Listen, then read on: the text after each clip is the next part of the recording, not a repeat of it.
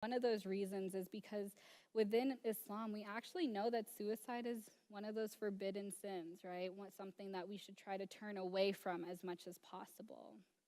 Does that answer your question? Yeah. Any other question? Oh,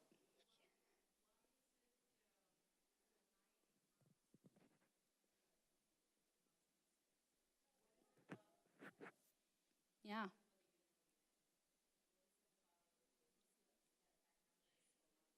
Good question.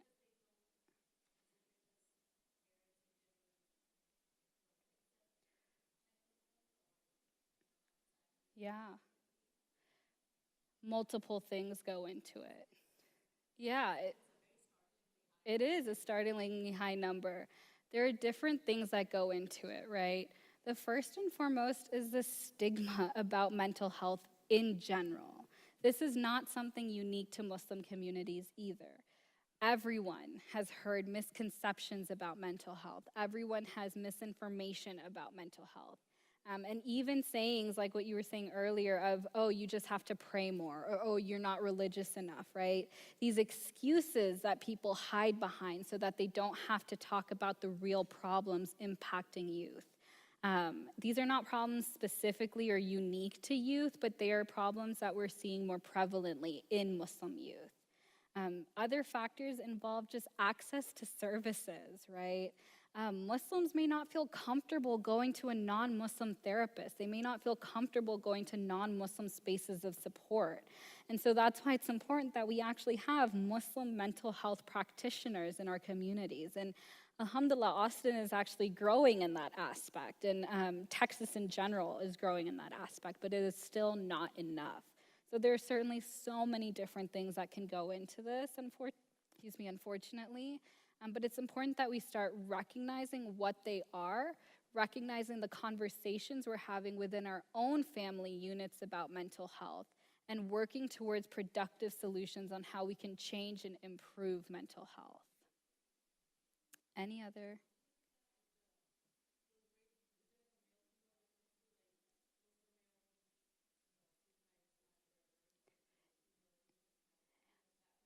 I don't have that on hand, unfortunately, but I will say that a factor to be cognizant of in reporting, especially when comparing males and females, is that there are lower rates of reporting in males, right? Because not only is there general stigma against mental health, but there's also this toxic masculinity culture which tells men that they are unable to feel emotions, that they are not supposed to express emotion, right? And so that leads men to feeling things like anger all the time rather than being comfortable enough to express other emotions such as sadness or depression or anxiety. And so while I unfortunately don't have those numbers on hand, I can already say that those numbers may not be a fully accurate representation of what the actual Muslim male struggles with.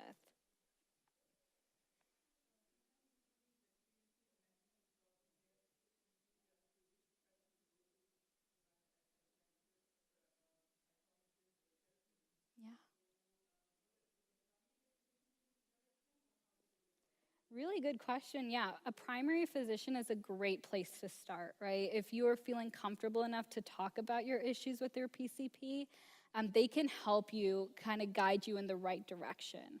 I will say this, most PCPs, when they hear of mental health struggles, may instinctually turn towards the medication treatment.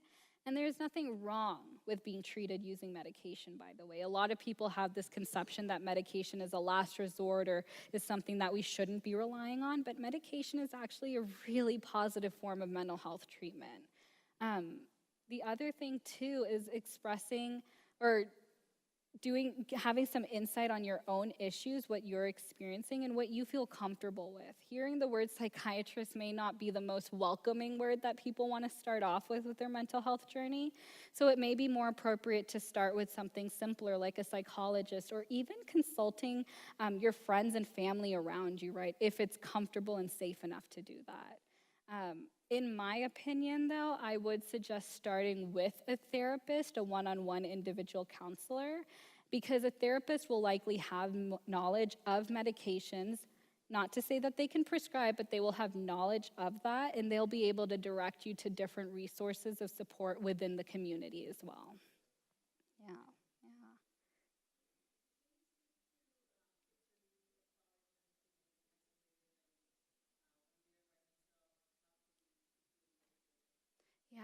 Yeah. So this question is kind of twofold. One is that children, humans, go through developmental stages throughout their life, right? And so when we enter college, that is a whole new environment for students and kids in general, right? For Muslim students especially, that is an environment in which they are experiencing and exposed to so many various kinds of people, right? So many various stimuli, right? And this can be their first exposure to things like substances or partying, right? These things that we may have sheltered them from growing up. And so that can cause a lot of isolation in itself, feeling like they don't belong in this space. The other piece here, too, is that if mental health is not something that is spoken about or looked after actively prior to going to college, it can be a real scare when a student does enter college and starts experiencing these emotions and not knowing where they're coming from. That isolation that you referred to can lead to things like shame, right? Feeling like there's something wrong with me, that I'm not having a good time or I'm not feeling happy all the time. And so some of the ways that we can address it is really in the preventative factors, right? So things like having those active conversations with your children before they go to college. And if that's not something that you've done before, bring it up as they're about to go to college, right? It's better late than never, I will say that. Does that answer your question? Thank you. Yeah. Any other questions or even just reflections from today's presentation?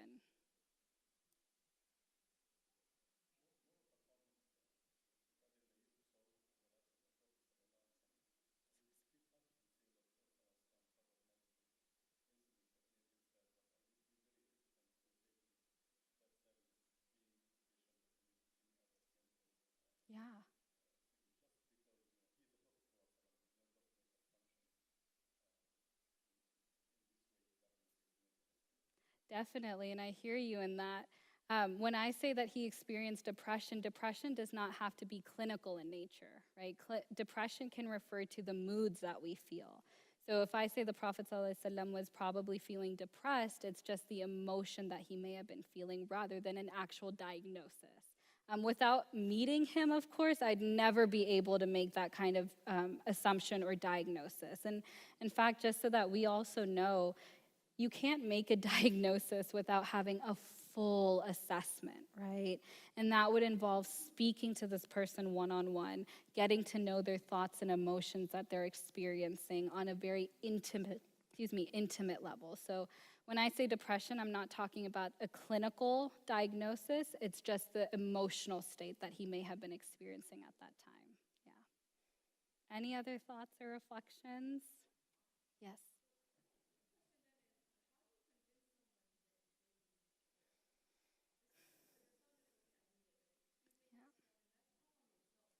Yeah.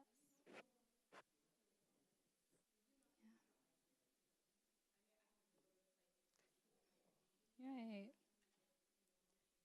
Right, right, right. Yes, it's a very precarious balance. And so it honestly starts with coming from this, I think I said this before, but non-judgmental and non-confrontational space. If you find yourself suddenly all up in someone's space of saying, I'm noticing you're doing this and I think you need therapy, right? That can come off and that can build up their own walls. That can make them very defensive, like you said. In terms of approaching it, making sure that it's someone that you actually know to begin with, right? You never want to approach someone that you don't know or are only a little familiar with and say, I think you need therapy, right? We don't want to do that. And the other pieces too is if you're expressing it from an I standpoint rather than a you standpoint. And what I mean from that is saying, hey, I've been noticing some of these behaviors. Can you tell me your thoughts on them? Or can you help me understand what's going on, right? If you go up to someone and say, you've been having this or you've been feeling this way, right? That's also very accusatory in nature. So making sure that we're starting off with just what you're observing. And finally, and as unfortunate as it is, we can never make someone go to therapy, right? We can never force someone to seek out these services if they're just not ready for that. Sometimes it takes people reaching some really low points in order to recognize that they are needing that help. And as hard as that is for an observer or friend or family member to witness, you can only do so much. You can only support them so much, right? And if you start noticing that it's actually taking a toll on yourself, that's probably a good indication that it's time to step back, right? At the end of the day, each person, like we say, has their autonomy, has their decisions to make. And it is not your responsibility to make sure someone seeks out help, right? That decision is theirs and theirs alone. Yeah. Other questions? Yes. Do I? So I work at a nonprofit in Dallas, and we do provide counseling services. Now, I will give this caveat that my organization is a little bit more specialized in the treatment that we provide and in the people that we provide those services to. If you are wanting to search up more counseling services or just options, there's a website called MAPS.com, and it stands for Muslim Association of Psychological Services. And that's actually a collective website of different Muslim counselors in the state of Texas. Counselors, psychologists, psychiatrists. So if you are interested in counseling, that would probably be a good space to go to first, if you want a Muslim counselor. I'm sorry? It's MAPS, M-A-P-S. Yes. Yeah, of course. Well, yeah. Yeah.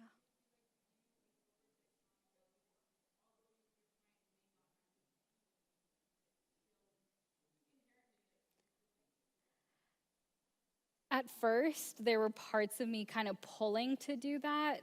As a therapist, one of our struggles is having to separate that, right? Because I never want to project my beliefs or what I think will make this person feel better onto them if it's not actually going to help them, right? And so that was something that I had to sort of find a balance with at first. Now, I have also had Muslim clients, and so if Muslims are open to receiving that kind of Islamic advice, I am more than happy to give that to them. But I also say that I am not a scholar, I don't have in-depth knowledge, and I never would claim to have that either. So if I do start giving Islamic advice within counseling, it would be very basic, right? It wouldn't, and more importantly, it would be catered towards the person, right? Whatever their practicing level or whatever their level of spirituality is. Yeah. All right, well, oh, go ahead.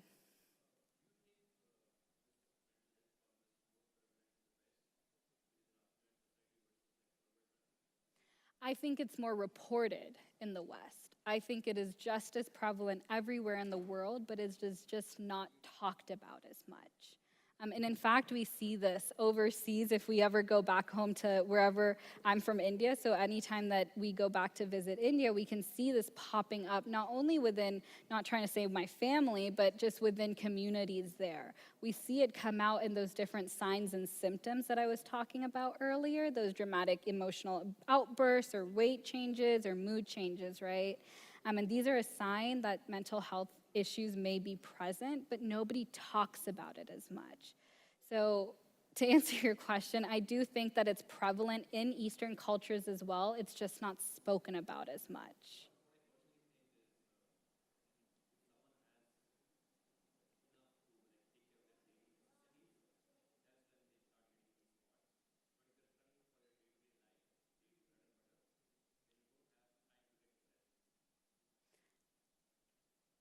Yes and no. There's levels to it, right? If you're so busy in your day-to-day that you don't have time to check in with yourself, that to me looks like avoiding your emotions, filling up your day with things that make it so that you don't have to address them, right? And that's actually something that we see a lot, even in this community. People either filling their lives up with work or school, right? Anything that they can use to distract themselves from their mental health. And then we see this actually turn into extreme situations where people start having emotional breakdowns or mental health symptoms that are more severe, such as psychosis. So, yes and no. Any other questions for tonight? All right. Thank you so much, Jazakallah khairan, for coming in today, for asking all of your questions. I really do appreciate it. And I hope you're able to walk away having learned something from today. If you have any more questions, please let me know. But y'all are free to go.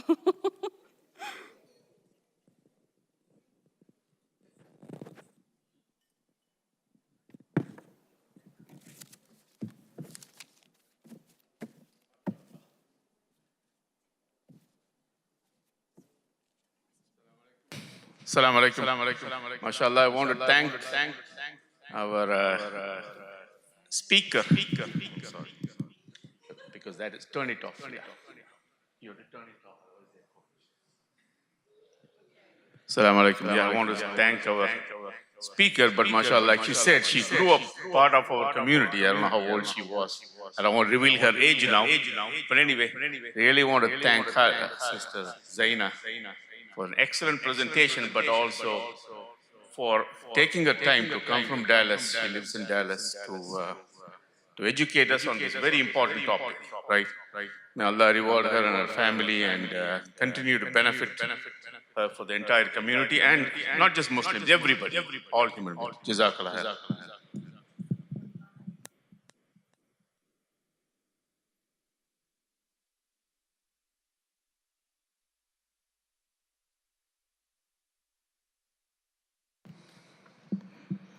Allahu Akbar, Allahu Akbar. Allahu Akbar, Allahu Akbar. أشهد أن لا إله إلا الله